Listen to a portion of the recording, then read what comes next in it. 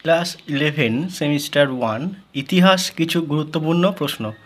প্রথম অধ্যায়ের প্রশ্ন এগুলি, যেগুলি পরীক্ষায় আসতে পারে তোমাদের ফার্স্ট সেমিস্টারে। নাম্বার 1, পৃথিবীর প্রাচীনতম মহাকাব্য কোনটি? এটির উত্তর হবে গিলগামেশ। নাম্বার 2, কবে অশোকের শিলালিপি পাঠোদ্ধার করা হয়? এটির উত্তর হবে 1837 খ্রিস্টাব্দে। নাম্বার 3, পারসিকদের ধর্মগ্রন্থের নাম কি? উত্তর হবে জেন্দ অবেস্তা। নাম্বার 4, আরবীয় মুসলমানরা কবে সিন্ধু জয় করে? উত্তর হবে 712 খ্রিস্টাব্দে।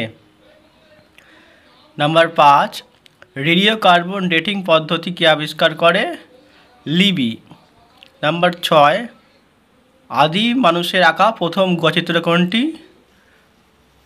আলতামিরা। নাম্বার 7, হুমায়ুন নামা কে রচনা করে? গুলবদন বেগম। নাম্বার 8, ভারতের কোন রাজ্যে ভীমবেটকা অবস্থিত? মধ্যপ্রদেশ। 9, মেহেরগড় সভ্যতা কবে আবিষ্কৃত হয়? 1974 খ্রিস্টাব্দে। ভারতীয় প্রত্নতত্ত্বের জনক কাকে বলা হয়?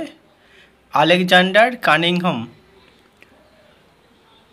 11, কালীবঙ্গান কথার অর্থ কী? কালো চুড়ি। 12, কে ভারতে প্রথম স্বর্ণমুদ্রার প্রচলন করেন? বিম কদফিসেস। 13, এলাহাবাদ প্রশস্ত থেকে কার কথা জানা যায়? সমুদ্রগুপ্তের। 14, আইহোল প্রশস্তি থেকে কার কথা জানা যায়? দ্বিতীয় পুলকেশী। 15, নাসিক প্রশস্তি থেকে কার কথা জানা যায়? গৌতমীপুত্র সাতকর্ণী। মৃচ্ছকটিকম কার লেখা? শূদ্রক। 17, মুদ্রারাক্ষস কার লেখা? বিশাখ দত্ত। 18, মেহেরগড় সভ্যতা কে আবিষ্কার করে? যা ফাসোয়া জারিজ এবং রিচার্ড মেডো। 19, সিন্ধু বা হরপ্পার অধিবাসীরা কোন ধাতুর ব্যবহার জানত না? সঠিক উত্তর হবে লোহা।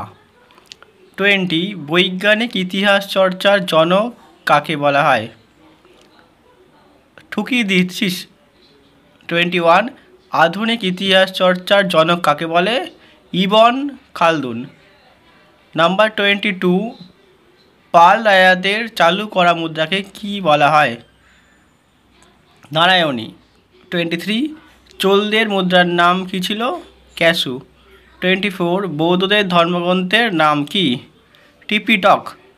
25, লিপির উৎকীর্ণবিদ্যায় কী বলা হয়? এপিগ্রাফি। কে অশোকের শিলালিপির পাঠোদ্ধার করে?